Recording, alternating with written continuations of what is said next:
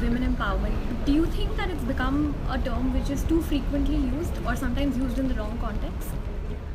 It's never too frequently used. Maybe it is used in the wrong context for sure. People don't even understand what feminism means. Feminism means the equality of genders, and that we are human beings before we are a gender.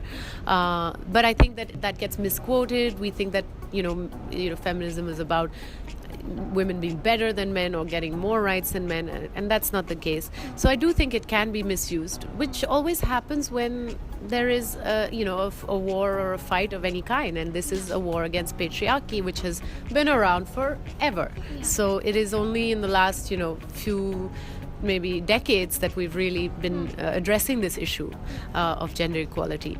So I think it's very important, and I think it's better that there's too much talk about it than not enough. Of course, many times in social media, we just quote things without really doing anything about them. We have so many people just hashtagging feminism and then not doing anything really in their daily lives. But it still means that maybe that one person becomes more aware about it, understands the word, looks up the word. I don't know. There's at least the conversation is the beginning of some change. And we've always seen you as a person who champions this cause, whenever it comes to your slam poetry and a lot of interviews that we keep watching on a regular basis. People really look up to you when they think about women's rights and women equality, etc. So, how did you decide to become an advocate of this? Was this a personal experience or an incident that happened? No, I think that I'm a woman and it's in my best interest to be empowered. So I would want to talk about it. It just came quite naturally to me. It's always been there. I think my first play was called The Skeleton Woman. Yeah. It's an Inuit folktale based on this very feminist book called Women Who Run with the Wolves. So why did that attract me? Why did I choose that as my first play? I have no idea. It was just something which I found beautiful, I resonated with, and I think that's always been why I talk about any cause. And as a woman growing up here, I've felt the male gaze. I've felt limited by the way society looks at women, and I've felt the pressure to change myself in order to better fit society, all those things. So I want to talk about those. Why can't I be playing football and be sweaty and not wear makeup? I mean, not every day, sometimes. Just like, why can't a man dress up and look beautiful like Ranveer Singh? So women or modern women, how do we recondition our minds now to think differently, to think of ourselves as equal halves? Right. I think it's so much of it is psychological, because now we are in a position where women are more educated. We are in a position where we can find jobs, where we can, become economically independent and things like that. But we're still, we still feel like we don't deserve it, or we still feel like, maybe not that we don't deserve it, but we feel like was tentative to ask for the same amount of money and things like that.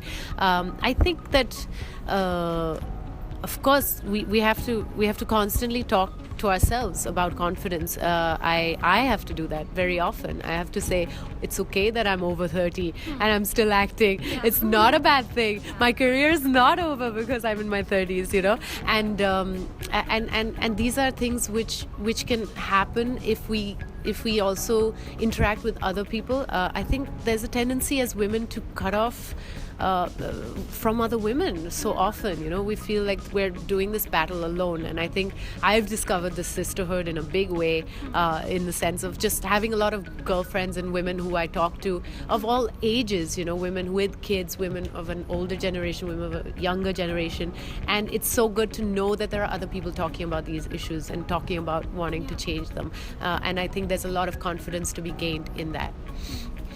So, storytelling through movies always impacts people, and it has the ability to change their perception about something like that. So in the coming next years, are you going to be doing some sort of films focused around this theme? Because I feel like that's a big way to get to the masses.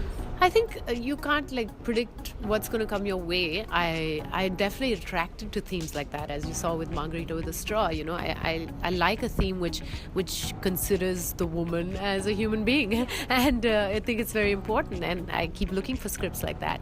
But I'm sure that I also attract that kind of work. As I was saying, more and more female filmmakers come to me. You know, I've worked with Anu Menon, Rakhi Sandilya just now on a film. So yeah, the subject of this film Ribbon I've just shot is about a woman getting pregnant and having a baby, but wanting to keep working, and how maternity leave functions, how we look at a woman differently once she has a baby, and all those things, and how she struggles with that and still wants to keep her place in the corporate world. So you know, that I think is a very relevant subject to today.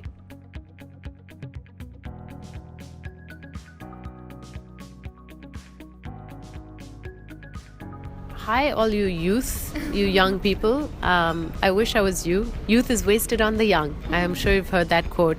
No, but you know, we're here to support the cause of equality. The idea that men and women are not better or worse than each other, but are equal.